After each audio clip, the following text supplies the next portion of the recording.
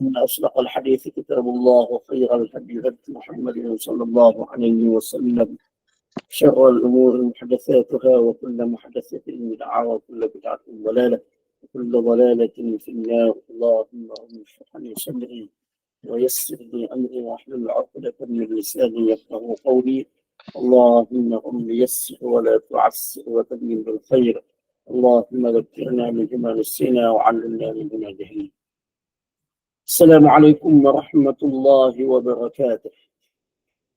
Alhamdulillah bersyukur kepada Allah Subhanahu wa taala.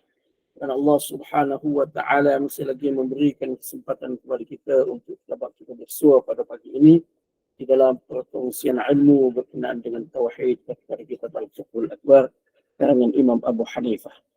InsyaAllah pada pagi ini kita sambung perbincangan seterusnya pada kalau bagi sesiapa yang ada buku pada muka surat 76 bab berkenaan dengan karamah.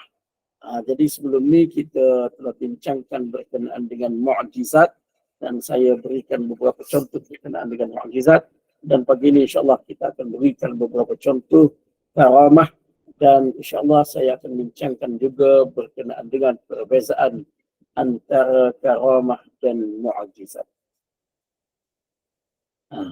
Kita baca dulu sebagaimana pada nota yang ada di hadapan tuan-tuan. Karamah. Pada bahasa karamah artinya mulia, dan menurut istilahnya pula kejadian luar biasa yang luar dari adat dan berlaku kepada seorang wali sebagai tanda kemuliaan yang dianugerahkan Allah ke atasnya. Al-Jurjani di dalam kitabnya At-Ta'rifat menyebut karamah ialah suatu kejadian luar biasa yang diberikan oleh Allah khusus bagi para hambanya yang bertakwa dan soleh yang tidak disertai dengan dakwaan sebagai Nabi. Karamah biasanya datang tanpa diidam-idamkan sebelumnya. Bahkan sering kali terjadi karamah kepada wali Allah, namun dia takut jika hal ini akan menyebabkan ta'ajub kepada diri sendiri sebagai seorang yang diberikan kemuliaan oleh Allah Ta'ala. Berlaku juga perkara luar biasa kepada orang yang bertakwa dan dekat kepada Allah sebagai pertolongan Allah kepada mereka. Di samping itu, karamah menjadi dalil kepada kebenaran pengikut Nabi yang benar. وَمَنْ يَتَّقِ اللَّهَ يَجْعَلْ لَهُ مَخْرَجًا وَيَرْزُقْهُ مِنْ حَيْثُ لَا يَحْتَسِبُ وَمَنْ يَتَوَكَّلْ عَلَى اللَّهِ فَهُوَ حَسْبُهُ. Dan sesiapa yang bertakwa kepada Allah, bertakwa kepada Allah, bertakwa kepada Allah, nescaya Allah akan mengadakan baginya jalan keluar dari segala perkara yang menyusahkan, serta memberinya rezeki dari jalan yang tidak disangkanya. Dan ingatlah, sesiapa berserah diri kepada Allah, maka Allah cukuplah baginya. Contoh karamah dapat dilihat dalam firman Allah Jalla Jalaluhu yang menceritakan perihal Sayyidatina Maryam. فَتَقَبَّلَهَا رَبُّهَا بِقَبُولٍ حَسَنٍ وَأَنبَتَهَا نَبَاتًا حَسَنًا وَكَفَّلَهَا زَكَرِيَّا كُلَّمَا دَخَلَ عَلَيْهَا زَكَرِيَّا الْمِحْرَابَ وَجَدَ عِندَهَا رِزْقًا قَالَ يَا مَرْيَمُ أَنَّى لَكِ هَذَا قَالَتْ هُوَ مِنْ عِندِ اللَّهِ إِنَّ اللَّهَ يَرْزُقُ مَنْ يَشَاءُ بِغَيْرِ حِسَابٍ. Maka dia, Maryam yang dinazarkan oleh ibunya, diterima oleh Tuhannya dengan penerimaan yang baik dan dibesarkannya dengan didikan yang baik, serta diserahkannya untuk dipelihara oleh Nabi Zakaria. Tiap-tiap kali Nabi Zakaria masuk untuk menemui Maryam di mihrab, ia dapati rezeki buah-buahan yang luar biasa di sisinya. Nabi Zakaria bertanya, "Wahai Maryam, dari mana engkau dapati buah-buahan ini?" Maryam menjawab, ialah dari Allah. Sesungguhnya Allah memberikan rezeki kepada sesiapa yang dikehendakinya dengan tidak dikira. Syekh Abdul Rahman As-Sa'di berkata, ayat ini merupakan dalil bahawa sabitnya karamah para wali yang terkeluar daripada kebiasaan manusia. Sebagaimana terbukti melalui hadis-hadis mutawatir berkaitan permasalahan ini. Berbeza dengan orang-orang yang tidak meyakini tentang adanya karamah ini. Lihat Taisirul Karimur Rahman fi tafsir Kalamin Mannan.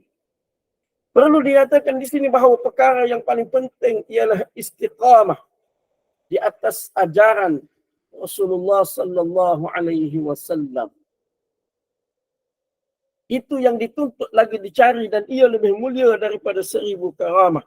Ini kerana istiqamah atau tetap teguh dengan kebenaran adalah suatu yang agak sukar kerana orang beriman sentiasa berhadapan dengan ujian syubhat dan syahwat.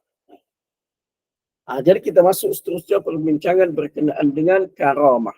Jadi sebagaimana yang telah saya jelaskan sebelum ini, karamah dan juga mukjizat adalah merupakan suatu perkara mencari adat di luar daripada kebiasaan yang diberikan oleh Allah Subhanahu wa taala kepada orang-orang yang dipilih olehnya. Kepada nabi-nabi dipanggil mukjizat, kepada aulia Allah, wali-wali Allah, orang yang hampir dengan Allah Subhanahu wa taala dipanggil karamah. Mana dia adalah suatu yang berbeza dengan sunnah kauniyah, sunnah kejadian alam yang merupakan sunnatullah, ketetapan Allah Subhanahu wa taala. Mana dia berbeza dengan sunnah kauniyah. Sunnah kauniyah menghendaki segala perkara berlaku berdasarkan kepada sebab, tetapi karamah dan juga mukjizat tidak melalui sebab. Jadi karamah ni dari segi bahasa makna dia mulia, makna dia mulia. Dari segi istilah sebagaimana yang telah saya sebutkan tadi, perkara luar biasa yang berlaku kepada aulia Allah, orang yang hampir dengan Allah Subhanahu wa taala. Kemudian karamah pula sebagaimana yang disebutkan di dalam at-ta'rifat yang berlaku kepada orang yang hampir dengan Allah, yang bertakwa tetapi tanpa dakwaan sebagai nabi. Andai kata berlaku perkara pelik kepada dia, lalu dia mendakwa dia adalah seorang nabi, maka karamah itu diangkat daripada dia. Maknanya perkara yang berlaku pelik yang berlaku kepada dia tu tidak lagi dianggap karamah, tetapi ia dianggap sebagai sama ada sihir, ataupun mana perkara yang mencari adat juga. Sihir ni pun perkara yang mencari adat tetapi yang diusahakan. Manusia usaha, dia buat, dia belajar, kan? Dia belajar, dia memuja syaitan dan sebagainya. Lalu dia memperolehi perkara-perkara yang mencari adat di luar daripada kebiasaan. Ataupun bentuk ilmu-ilmu dunia yang lain yang dia beramal untuk memperolehi perkara tersebut dan sebagainya. Ataupun ia adalah sebagai istidraj, mana yang kita akan bincangkan selepas ini. Apakah yang dimaksudkan dengan istidraj itu? Baik. Jadi maknanya orang yang bertakwa, orang yang dekat dengan Allah Ta'ala, berlaku pelik kepada dia, berlaku sesuatu yang di luar daripada kebiasaan, tidak disertakan dengan dakwaan kenabian. Andai kata ada dakwaan kenabian ataupun dakwaan ciri-ciri khusus kenabian kepadanya, dia tidak kata dia nabi, dia tidak dakwa dia nabi, tapi dia mendakwa ciri-ciri khusus kenabian kepadanya. Seperti contoh dia kata, ini bukti kebenaran saya, semalam Jibril datang jumpa dengan saya, beritahu saya begini. Maknanya itu dakwaan ciri-ciri kenabian. Walaupun malaikat boleh berjumpa dengan manusia, tetapi dari segi penyampaian suatu ajaran yang baru, suatu amalan yang baru, yang itu sudah tidak ada, sudah terputus dengan kewafatan Nabi sallallahu alaihi wasallam. Jadi kalau dakwaan seolah-olah menerima wahyu daripada Allah Subhanahu wa taala, itu dakwaan ciri-ciri kenabian pada seseorang. Mana dia dakwa ciri kenabian ada pada dia. Itu juga termasuk di dalam mendakwa kenabian walaupun dia tidak mengaku sedemikian. Jadi mana kalau ada dakwaan tu, maka dengan sendiri yang perkara pelik yang berlaku kepada dia tu, mencari adat tu, tidak lagi dianggap sebagai karamah. Kemudian karamah ni berlaku tanpa diidam-idamkan. Bukan kerana dia cari benda tu. Nah, bukan kerana dia nak perkara-perkara pelik berlaku kepada dia di luar daripada kebiasaan dengan cara beramal dengan sesuatu amalan dan seumpamanya. Bukan. Tidak. Tidak. Tapi berlaku tanpa usaha. Dia bukan merupakan suatu yang bersifat kasbi. Kasbi ini suatu yang diusahakan, bukan. Tetapi sebaliknya dia merupakan suatu yang bersifat laduni, iaitu kurniaan daripada Allah Subhanahu wa Ta'ala. Mana dia tidak cari. Bahkan kita tidak disuruh untuk mencari karamah. Tidak disuruh. Maknanya kita tidak disuruh oleh Nabi sallallahu alaihi wasallam untuk beramal, untuk beribadat dan sebagainya dengan maksud untuk dapat perkara yang pelik-pelik berlaku kepada kita. Tidak. Al-Quran dan hadis Nabi sallallahu alaihi wasallam menyuruh kita di dalam beramal untuk memperolehi ganjaran di akhirat, bukan di dunia, bukan di dunia. Tengoklah apa jua amalan sekalipun yang kita tengok di dalam Al-Quran dan juga di dalam hadis, semua menyuruh kita beramal untuk memperolehi ganjaran balasan di akhirat, bukan di dunia. Sedangkan karamah adalah perkara yang mencari adat ini adalah berlaku di dunia.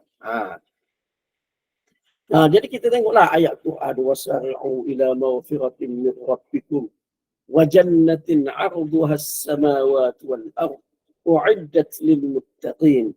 Bersegeralah kepada keampunan daripada Tuhan kamu dan kepada syurga yang luasnya seluas langit-langit dan bumi, yang disediakan kepada orang-orang yang bertakwa.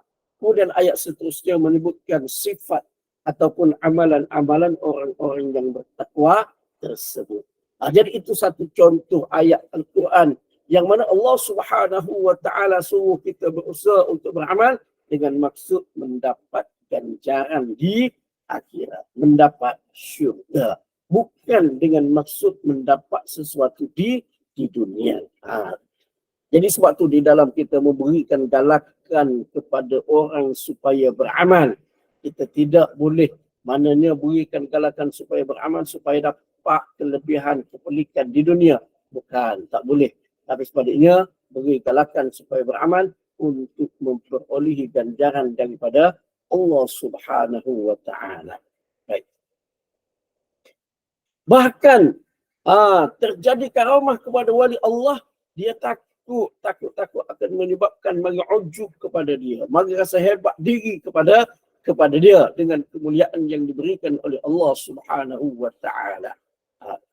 Sebab tu kita tengok ada karamah. Saya akan sebutkan selepas daripada ni contoh-contoh karamah yang terdapat di dalam hadis-hadis, di dalam asar dan juga di dalam hadis kitab-kitab hadis daripada sahabat-sahabat dan sebagainya. Namun begitu, ia bukan merupakan suatu yang diwar-warkan. Kita tak dengar pun cerita karamah daripada sahabat. Setengah daripada kita tak tahu pun. Sebab apa? Sebab yang ditonjolkan daripada sahabat dan yang dijadikan sebab kenapa sahabat dijadikan ikutan kepada kita. Kita mesti kena ikut sahabat. Sahabat sebagai cerminan kepada agama kita. Bukan dari sudut karamah, tapi dari sudut mana? Dari sudut pengamalannya di dalam agama. Dari sudut kepatuhannya kepada Nabi SAW. Dari sudut perjuangannya kepada agama. Bukan dari sudut karamah. Walaupun berlaku kepada mereka perkara tersebut. Begitu juga dengan imam-imam kita yang lain, ulama-ulama kita yang lain. Kita tengok imam-imam hadis, Imam Bukhari, Imam Muslim, Imam Abu Daud dan sebagainya. Begitu juga dengan imam-imam mazhab. Imam Syafi'i, Imam Abu Hanifah, Imam Malik, Imam Ahmad dan imam-imam yang lain. Tidak ditonjolkan daripada mereka karamah untuk dikejar sebagaimana kalaulah mereka ada memperolehinya, jadi untuk dikejar supaya dapat sebagaimana yang mereka perolehi. Tidak. Tetapi sebaliknya yang ditonjolkan kekaguman kita kepada Imam Syafi'i umpamanya, kagum kita kepada dia di mana? Pada ilmunya, pada ilmunya. Kepada kesimpulan hukum-hukum yang dikeluarkan oleh beliau. Jadi sebab apa? Sebab itu sepatutnya kita kena kejar. Yang tu yang sepatutnya kita kena kejar. Begitu juga dengan Imam Bukhari, imam-imam yang lain. Kekaguman kita kepada mereka dan cerita-cerita yang sampai kepada kita daripada mereka adalah kehebatan, kelebihan ilmu mereka. Ada karamah yang Allah Subhanahu wa taala berikan kepada mereka. Kita pun tak mampu nak dapat perkara tu. Imam Syafi'i dengan ingatan yang luar biasa. Imam Bukhari dengan kemampuan dia mengkaji begitu banyak hadis, menghimpunkan hadis di dalam kitab dia. Sahih Bukhari itu suatu yang dengan tajuk-tajuk bab yang begitu hebat yang tidak mampu untuk ditandingi oleh orang kemudian. Imam yang kemudian lagi, Imam An-Nawawi, kita tengok dalam usia yang singkat, 48 tahun, tetapi mampu untuk menulis begitu banyak kitab. Dalam maknanya dalam kemudahan yang begitu terbatas. Bukan macam kita ada komputer, ada apa, tak ada. Tu pen tu main pen dakwah celup saja, tetapi mereka berjaya melakukan sesuatu yang luar biasa yang tidak mampu untuk difikirkan oleh manusia. Sebab itu geng-geng anti hadis dan seumpamanya, dia kira dengan logik akal dia rasa pelik macam mana Imam Bukhari boleh kaji daripada begitu banyak hadis, boleh buat kesimpulan, boleh himpunkan kitab hadis yang begitu hebat. Sebab apa? Sebab dia tidak rasa karamah yang Allah Subhanahu wa taala berikan kepada mereka. Baik. Jadi itulah sebenarnya satu bentuk karamah. Jadi ini perkara yang pelik yang dikurniakan oleh Allah Subhanahu wa taala kepada mereka dengan keberkatan zaman, dengan keberkatan usaha yang dilakukan oleh mereka.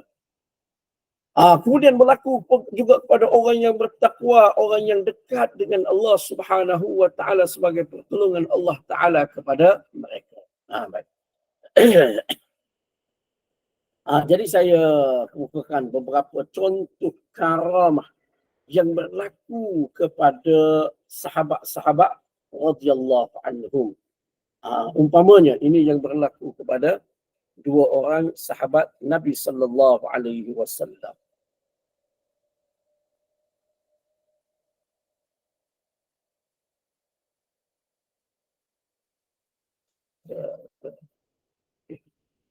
Ini kisah di dalam yang diriwayatkan oleh Imam Al-Bukhari di dalam sahihnya.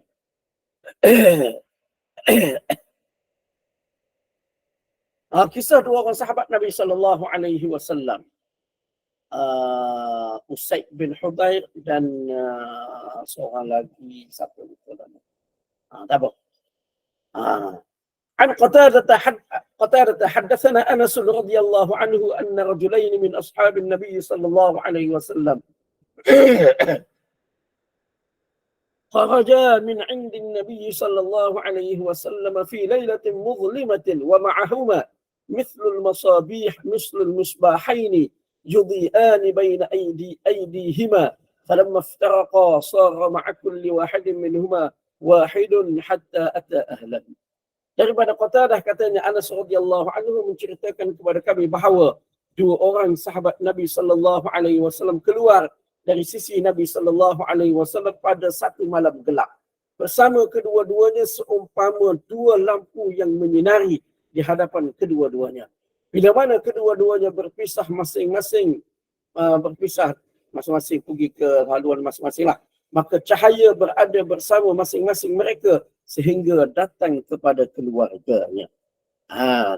Jadi ini contoh mukjizat karamah yang berlaku kepada sahabat Nabi sallallahu alaihi wasallam. Maknanya di dalam hadis ini yang diriwayatkan oleh Imam Bukhari, dua orang sahabat Nabi sallallahu alaihi wasallam keluar daripada Nabi, bertemu dengan Nabi di dalam malam yang gelap gelita.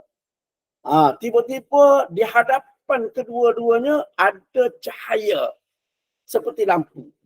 Tu kalau kita sekarang ni macam lampu suluh. Ada. Padahal masa tu mana ada lampu suluh. Sekarang ni tak boleh. Sekarang ni bukan karamah dah kalau berlaku lagu tu. Sekarang ni sebab ada lampu suluh, lampu jalan pun ada, semua ada cerah.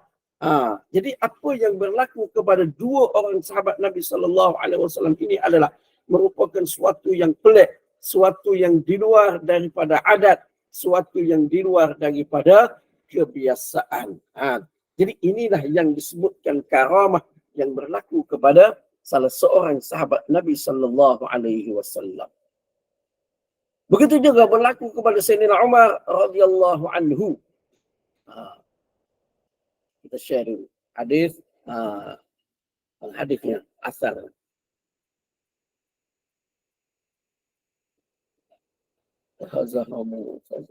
Oh, tak habis. Belum habis lagi.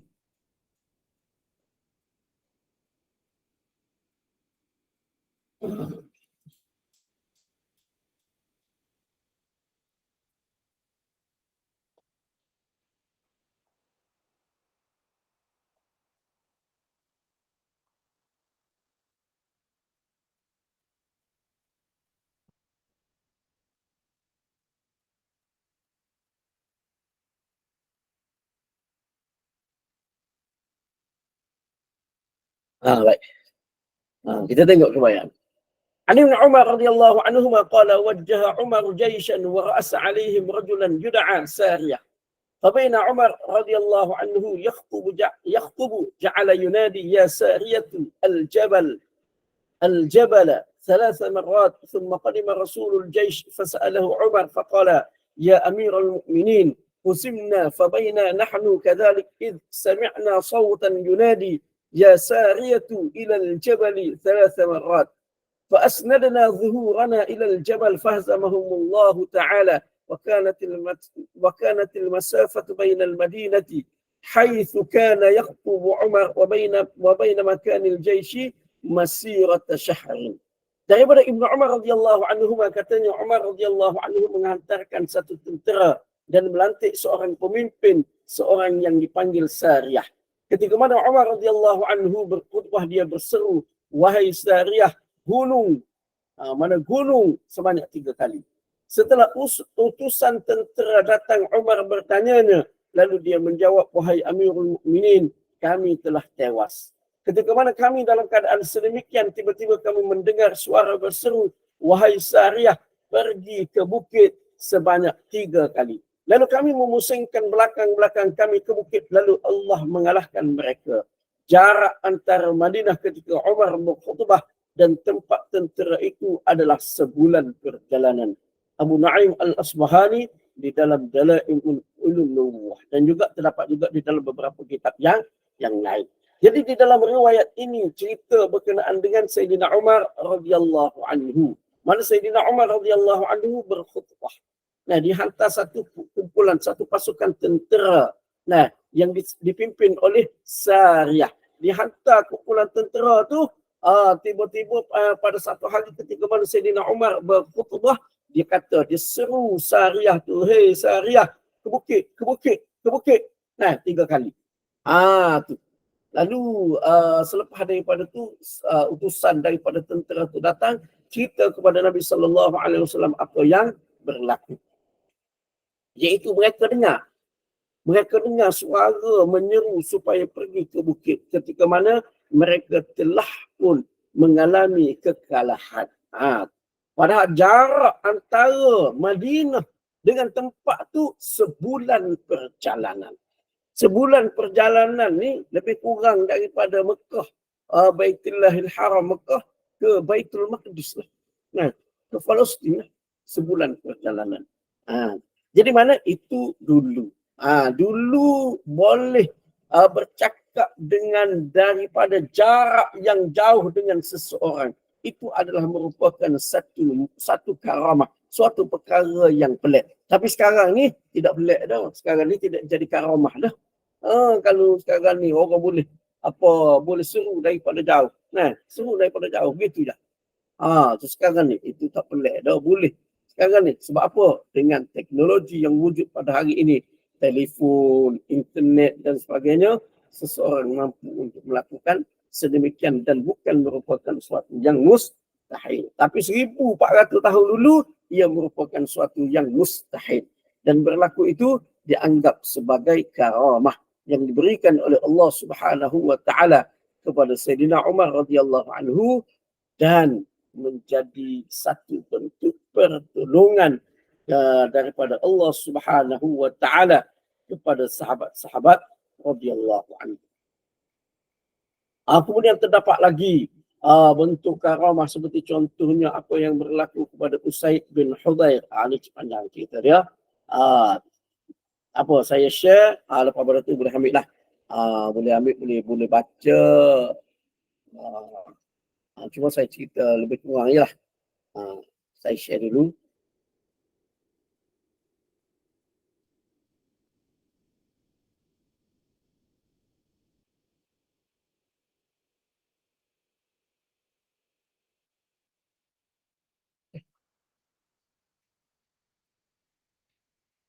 Tak habis lagi. Walau kalau panjang sangat. Sampai kemana?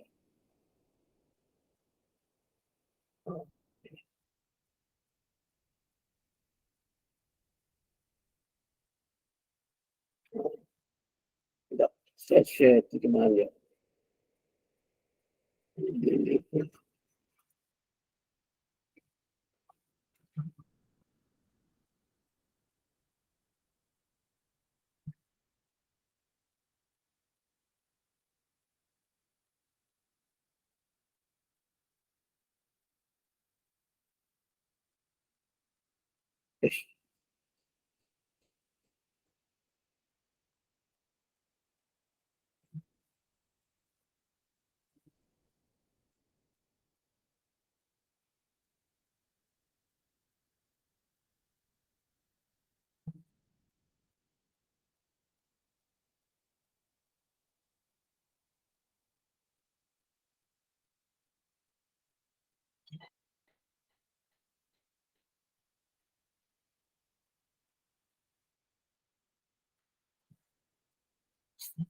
Baik.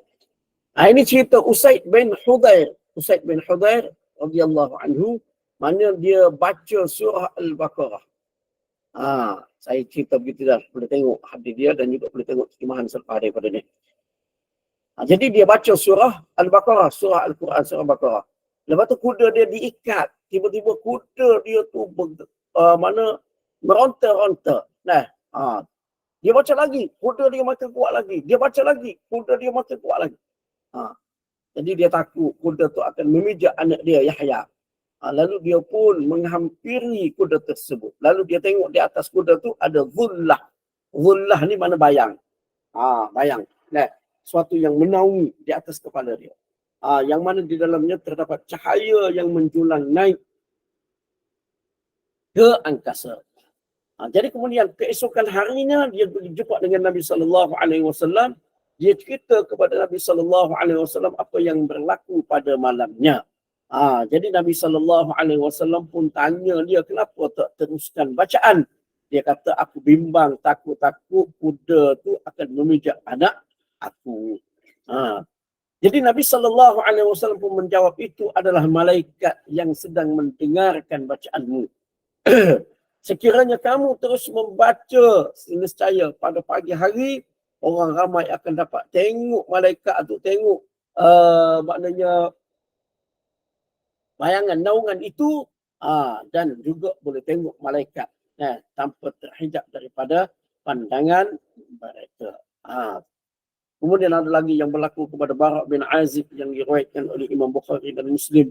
Lebih kurang begitu juga. Maknanya ketika mana dia baca surah Al-Kahfi, cuma dia baca surah Al-Kahfi, tiba-tiba dinaungi oleh kumpulan awan, oleh seperti awan. Baik. Jadi mana itu beberapa contoh karamah yang berlaku kepada sahabat-sahabat radhiyallahu anhum. Namun begitu, sebagaimana yang telah saya sebutkan tadi, karamah berlaku kepada sahabat-sahabat itu adalah untuk mereka, dan ia bukan merupakan suatu yang nak diwar-warkan kepada orang ramai, kepada ramai, walaupun cerita itu ada juga disebutkan di dalam hadis, tetapi bukan itu yang ditonjolkan sebagai tanda kebenaran sahabat-sahabat radhiyallahu anhum. Tetapi sebaliknya yang ditonjolkan sebagai tanda kebenaran sahabat-sahabat radhiyallahu anhum ialah mana mereka merupakan orang yang benar-benar menepati apa yang diajarkan oleh Nabi sallallahu alaihi wasallam. Baik. Kemudian di dalam buku kita ni, pengarang atau pensyarah kepada buku Al-Fiqhul Akbar ni mengemukakan satu ayat Al-Quran, iaitu sesiapa yang bertakwa kepada Allah, Allah akan memberikan jalan keluar kepada dia. Allah Ta'ala beri kepada dia rezeki yang tidak disangka-sangka oleh dia. Dan sesiapa yang bertawakal kepada Allah, cukuplah Allah untuknya. Jadi orang yang bertakwa kepada Allah Subhanahu wa Ta'ala, Allah Ta'ala beri rezeki yang tidak disangka-sangka. Itu satu bentuk karamah. Jadi contoh dia boleh dilihat kepada apa yang berlaku kepada Sayyidatina Maryam, ibu kepada Nabi Isa alaihi salam.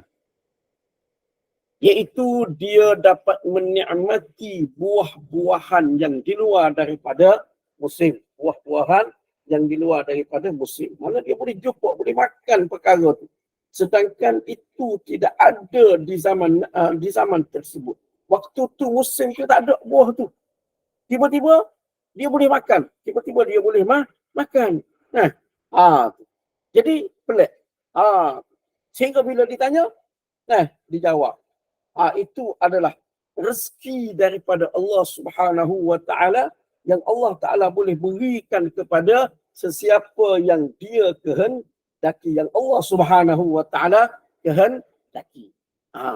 Jadi mana itu merupakan salah satu daripada bentuk karamah. Jadi begitu juga kalau kita lihat orang yang Allah Subhanahu wa Ta'ala berikan kemuliaan kepada mereka, berikan kedudukan yang tinggi kepada mereka, Allah Ta'ala permudahkan rezeki kepada mereka. Sebab tu rezeki ni dia bukan merupakan, rezeki ni tak sama dengan duit, tak sama dengan gaji. Rezeki lain. Rezeki ni lain, gaji lain, duit lain. Rezeki ni kadang-kadang duit sikit, gaji sikit, tetapi mencukupi. Allah Ta'ala bagi mencukupi. Walaupun zahirnya nampak macam tak munasabah cukup. Pelik nampak cukup, tetapi Allah Ta'ala beri mencukupi. Itu satu bentuk kemuliaan yang Allah Subhanahu wa Ta'ala berikan kepada seseorang. Baik.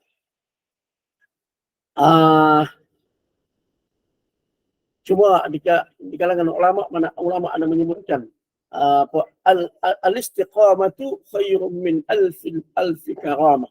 Istiqamah itu adalah lebih baik daripada 1000 karamah. Jadi kita dapat istiqamah di dalam ajaran Islam sebagaimana yang berlaku kepada sahabat-sahabat radhiyallahu anhum. Istiqamah di dalam perjuangan menegakkan, mempertahankan agama Allah Subhanahu wa Ta'ala, berada di atas landasan yang lurus, itu jauh lebih baik daripada ribuan karamah. Kemudian mukjizat telah kita bincangkan sebelum ini, dan kita dah tahu dah mukjizat ini diberikan kepada Nabi-Nabi alaihi wassalatu wassalam sahaja. Karamah diberikan, perkara yang mencari adat diberikan kepada selain daripada Nabi-Nabi alaihi wassalatu wassalam. Kemudian antara mukjizat dengan karamah ni ada perbezaan. Perbezaan seperti yang pertama yang telah kita sebutkan sebelum ini, mukjizat disusuli dengan dakwaan kenabian. Tetapi karamah orang yang memilikinya diberikan oleh Allah Subhanahu wa taala tidak mendakwa kenabian. Ha. Kemudian mukjizat berlaku kepada Nabi-Nabi alaihi wassalatu wassalam sebagai bukti kebenarannya dan juga sebagai bukti supaya diikuti oleh pengikut-pengikutnya. Seperti berlaku kepada Nabi sallallahu alaihi wasallam supaya diikuti oleh sahabat-sahabat radhiyallahu anhum, dan juga berlaku kepada nabi-nabi yang lain. Karamah pula berlaku kerana mengikut Nabi sebelumnya. Kerana istiqamah di atas syariat Nabi sebelumnya. Nah, seperti kita, istiqamah, karamah diperolehi bila mana seseorang itu benar-benar mengikut ajaran Nabi sallallahu alaihi wasallam, betul-betul istiqamah di atas syariat yang ditinggalkan oleh Nabi sallallahu alaihi wasallam.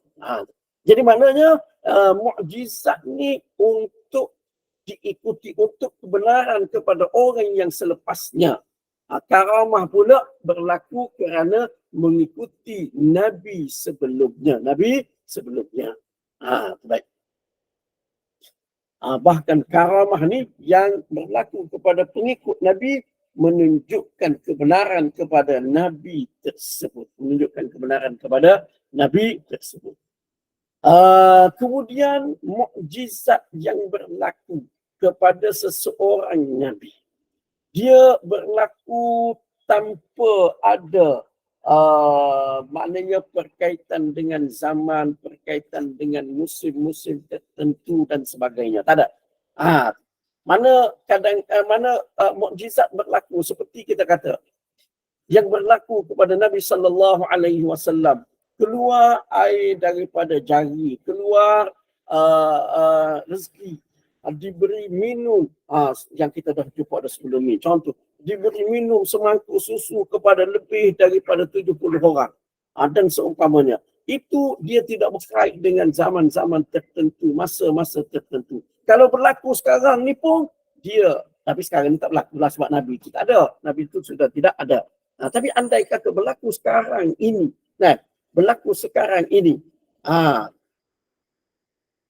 mana dia tetap dianggap sebagai mukjizat. Walaupun ada juga di kalangan mukjizat ni, dia berkait dengan zaman juga. Seperti belah dada kepada Nabi sallallahu alaihi wasallam. Belah dada kepada Nabi itu berlaku di zaman Nabi sallallahu alaihi wasallam itu sebagai mukjizat. Sebab apa? Sebab pencari adat di luar daripada kebiasaan. Tapi kalau sekarang ni belah dada, belah kepala pun tak mati, tak pelik. Itu bukan lagi karamah, bukan lagi mukjizat, tapi mukjizat tak adalah sebab Nabi sudah tidak ada. Tapi karamah ni biasanya berlaku, dia ada berkaitan dengan masa. Maknanya berlaku di suatu masa menjadi karamah, tetapi di masa yang lain bukan sebagai karamah, karamah. Seperti kita kata berlaku kepada dua sahabat tadi, keluar bawa cahaya tu. Zaman tu karamah. Zaman sekarang ni tidak lagi. Seperti berlaku kepada Sayyidina Umar tu, berteriak kuat tu, sehingga didengari dalam jarak sebulan perjalanan begitu jauh. Yang tu pada ketika itu karamah. Tapi kalau sekarang tidak lagi karamah. Begitu juga yang berlaku kepada Sayyidatina Maryam alaihissalam tu. Berlaku pada ketika itu makan buah di dua musim. Itu karamah pada ketika itu. Tetapi sekarang ni tidak lagi sebagai karamah. Tak boleh. Umat sekarang ni mana buah-buahan tu boleh disimpan. Boleh disimpan di dalam peti sejuk dan sebagainya. Baik. Kemudian mukjizat ni disuruh untuk dinyatakan. Maknanya Allah Subhanahu wa taala berikan mukjizat kepada nabi-nabi alaihi wassalatu wassalam, kepada Nabi kita sallallahu alaihi wasallam, dan dengan maksud untuk dinyatakan, ditunjuk di khalayak ramai.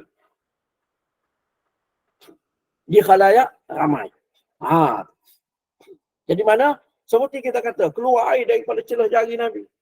Air sikit. Sahabat kata macam mana nak guna ni, air sikit sangat ni. Sebekah sahaja kita ni ramai. Begitu ramai kita ni. Ada yang telah saya sebutkan, riwayat yang telah saya kemukakan sebelum ini. Tiba-tiba Nabi SAW celup tangan dia tu dalam bekah tu, keluar air daripada celah-celah jauh. Sehingga masing-masing boleh ambil air tersebut. Jadi itu diperintahkan untuk dinyatakan. Tunjuk. Allah Ta'ala suruh tunjuk di hadapan sahabat-sahabat radhiyallahu anhu. Belah bulan. Mukjizatlah belah bulan. Boleh disaksikan. Orang Islam pun boleh saksikan. Iqtarabatis sa'atu wan syaqqal qamar. Wan syaqqal qamar. Maknanya terbelah bulan. Masing-masing dapat saksikan. Menambahkan keimanan kepada sahabat-sahabat radhiyallahu anhum. Tapi orang kafir tetap kerah juga. Begitu juga banyak lagi mukjizat-mukjizat yang lain yang disuruh dan berlaku dengan disaksikan oleh begitu ramai dan disuruh untuk diisytiharkan. Berbeza dengan karamah. Karamah ni asas dianya menyembunyikan. Senyap. Tu kalau berlaku kepada seseorang. Kecuali kalau berlaku tu seperti berlaku kepada Sayyidina Umar radhiyallahu anhu. Dia berteriak di hadapan ramai yang sedang mendengar khutbah beliau. Tapi orang yang dengar tu pelik lah. Apa hal ni dia berteriak bertepik lagu ni. Tapi diceritakan pula selepas daripada itu sehingga diketahui oleh sahabat-sahabat radhiyallahu anhum. Tapi maknanya biasanya karamah ni asas dianya adalah penyembunyian. Maknanya menyembunyikan. Tidak perlu untuk dinyatakan kepada orang lain. Sebab dia bukan merupakan alat untuk berdakwah. Sebagaimana yang telah saya sebutkan tadi, sahabat-sahabat radhiyallahu anhum walaupun berlaku karamah kepada mereka sebagaimana hadis-hadis yang saya bacakan tadi, tetapi kita tidak disuruh mereka kerana karamah yang berlaku kepada mereka. Bukan. Mana Allah Ta'ala mananya suruh sebutkan sahabat-sahabat tu sebagai mananya ikutan walladzina tabauhum biihsan, orang yang mengikuti sahabat dengan cara yang baik radhiyallahu anhum akan dapat keridaan daripada Allah. Nak berjaya ikut sahabat. Ikut sahabat tu sebab apa? Adakah kerana sahabat diberikan karamah? Tidak. Ikut sahabat tu dengan cara yang baik iaitu kerana sahabat-sahabat benar-benar mengikuti, menepati apa yang diajarkan oleh Nabi sallallahu alaihi wasallam. Itu sebab kita kena ikut sahabat.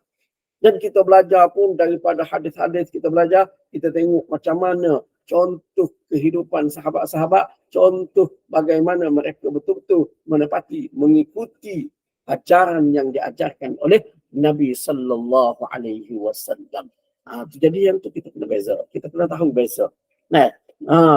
Jangan kita terikut kepada seseorang kerana semata-mata berlaku perkara-perkara pelik pada dia.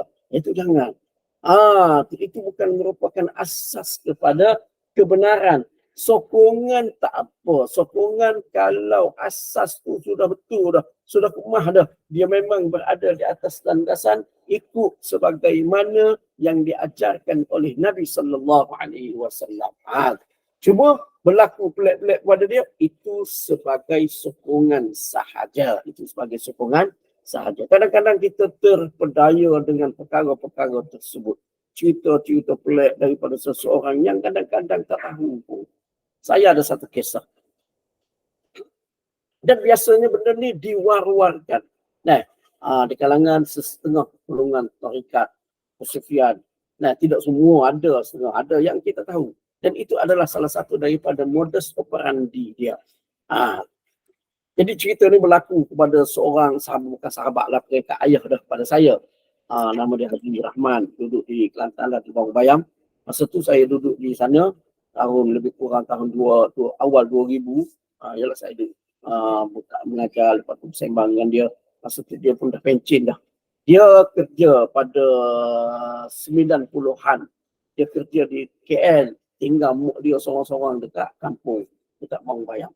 Jadi, mak dia tu terikut dengan satu ajaran, satu kira-kiranya nama tarikat lah. Maknanya biasanya pokok ni, dia akan dakwah tarikat.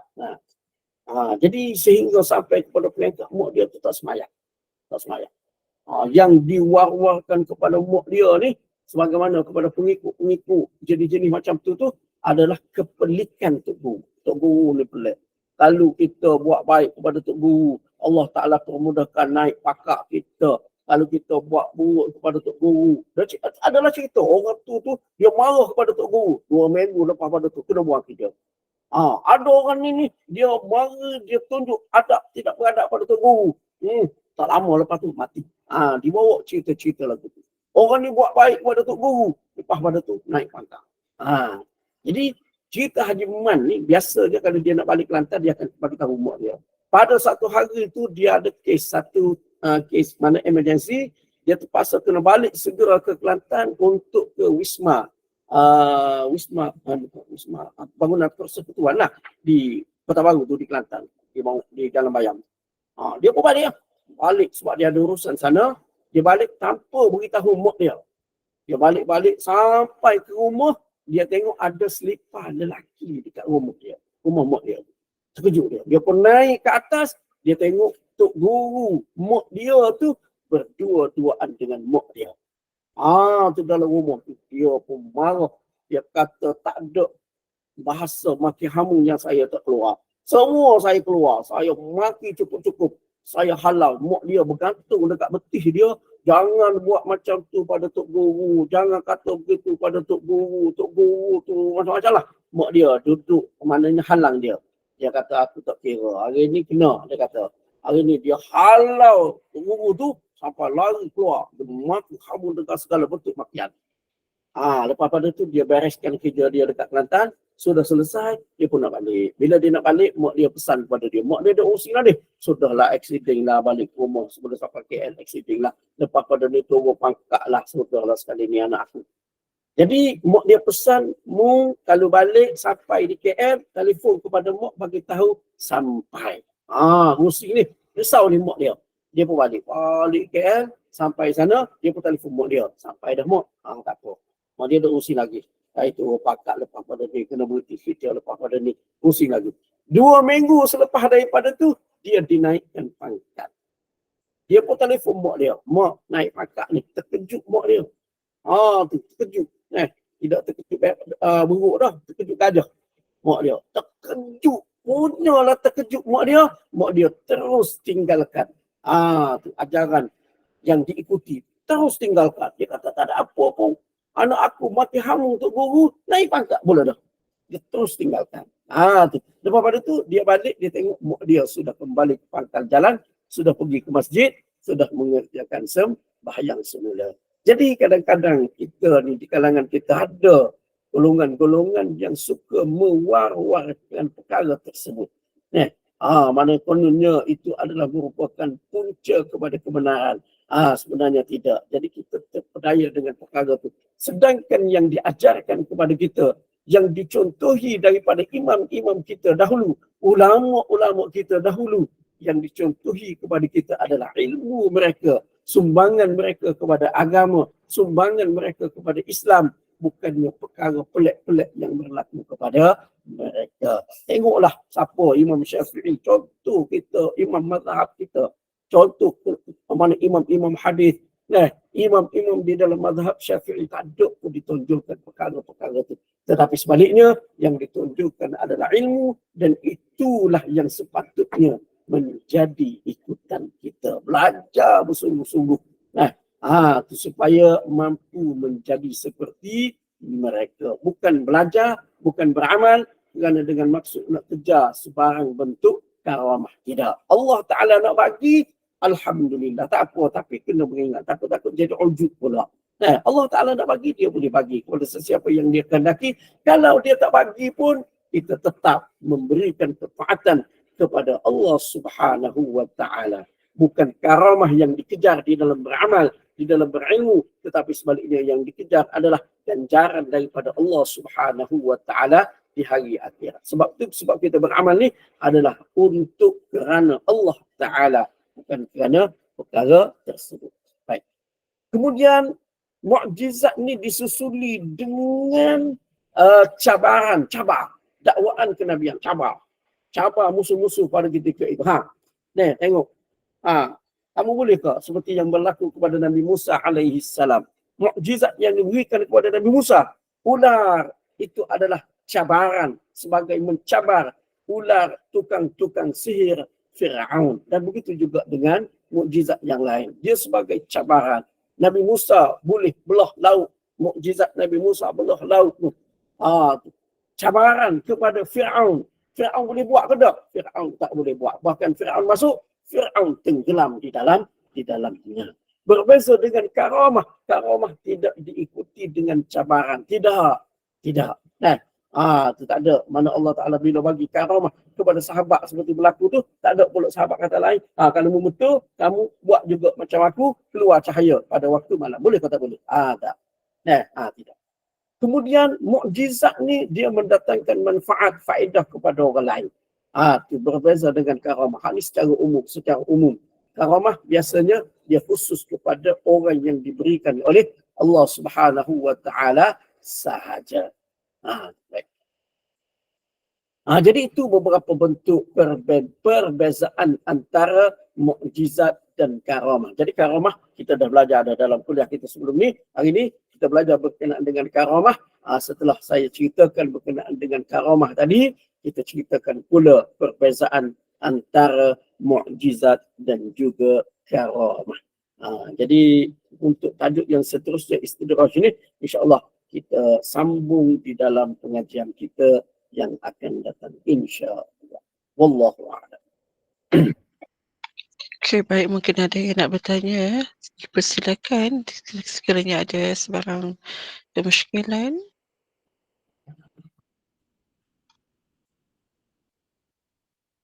Semuanya diam, dah jelas tak ya? Ada Mungkin soalan. Ustaz ada nak tambah sikit. Rasanya cukup lah. Dah cukup Ustaz. Okey, baik. Alhamdulillah, jazakallah khairan Ustaz Ahmad Nasim yang tak sedia berkongsi ilmu ini mengenai karamah itu tadi, dan semoga kita semua sentiasa diberi ke arah memahami akidah Islam yang sahih, dan insya-Allah semoga dalam kesempatan kita akan ada lagi topik seterusnya, istidraj minggu hadapan, dan seterusnya. Marilah sama-sama kita ikuti kuliah duha seterusnya bersama-sama dengan Al-Fadhil Ustaz Muhammad Arif Zaki, dan saya serahkan kepada Al-Fadhil Ustaz untuk menutupnya dengan tasbih kafarah dan surah Al-Asr. Silakan Ustaz. Jadi mudah-mudahan perkongsian ilmu pada pagi ini mendatangkan manfaat kepada kita semua daripada Allah Subhanahu wa taala. Dan saya penghargaan terima kasih kepada pihak SPAQ yang meneruskan kuliah pada pagi ini, dan terima kasih juga kepada peserta-peserta yang bersama pada pagi ini.